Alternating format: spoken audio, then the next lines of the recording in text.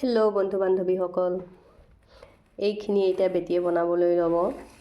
এইটো ইয়াত পনীৰ আছে, আলু আছে, পিঁয়াজ আছে। এই গোটেইখিনিতে তাই মছলা দি কেনে মেৰিনেট কৰি থৈছে। আৰু মছলা হৈছে জিৰা পাউডাৰ, ধনিয়া পাউডাৰ, লাল মিৰ্চ পাউডাৰ, তেল আৰু নিমখ দি কেনে এইখিনি গোটেইখিনি মেৰিনেট কৰি থৈ দিছে। আৰু ইয়াত লাগিব এয়া দহি। তাই তাৰমানে চচ বনাই মেলি থৈ দিছে। এতিয়া প্ৰথমতে এইখিনি তাই ফ্ৰাই কৰি ল'ব। এইফালে এইখিনি ফ্ৰাই কৰি আছে বেটিয়ে।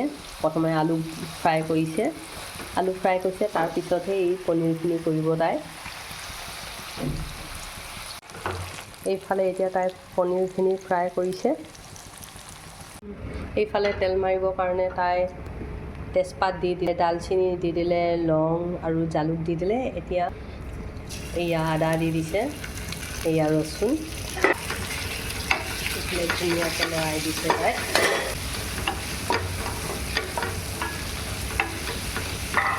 ফালে এতিয়া তাই বনোৱা টমেটো চচ,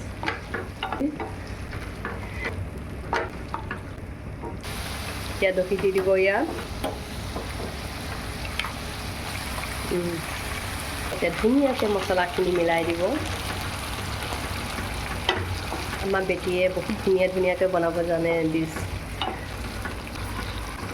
ইয়াত কাজু নাছিলে কাৰণে কাজু পেষ্ট দিয়া নহ'ল যেনিবা। এতিয়া কাজু পেষ্টটো নিদিয়াৰ কাৰণে মানে দহিখিনি অকণমান ফাটিছে। একো নাই বাৰু, সেইটো সৰু সুৰা কথা। কেতিয়াবা কিছুমান বস্তু নহ'লেও আমি ট্ৰাই কৰিব লাগে, নহয় জানো বাৰু। এইখিনি তাই নিজে বনাই লোৱা চিক্ৰেট মছলা।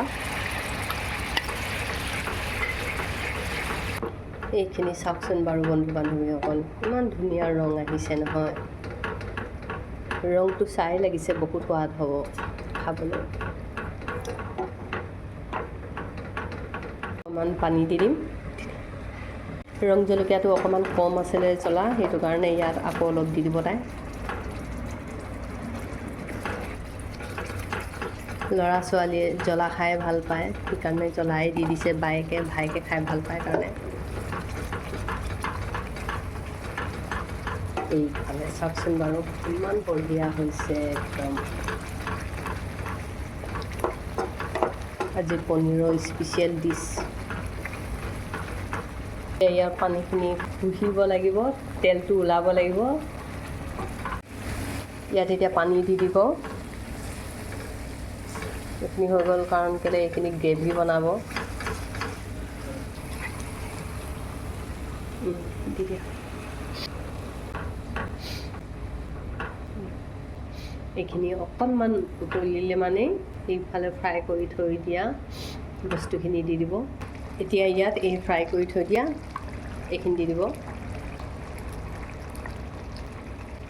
এতিয়া ভালদৰে ইয়াত মছলাখিনি সোমাবৰ কাৰণে 5 মিনিটৰ কাৰণে এনেকৈ ৰাখি দিব লাগিব। 5 মিনিটৰ কাৰণে এইখিনি ঢাকি ৰাখিম এনেকৈ। এইফালে হৈ গ'ল এইখিনি।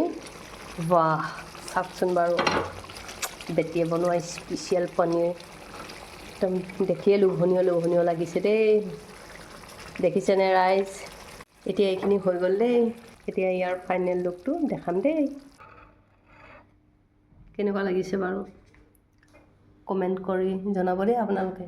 মোৰ ছোৱালীয়ে বনোৱা ডিছ। Okay, bye bye.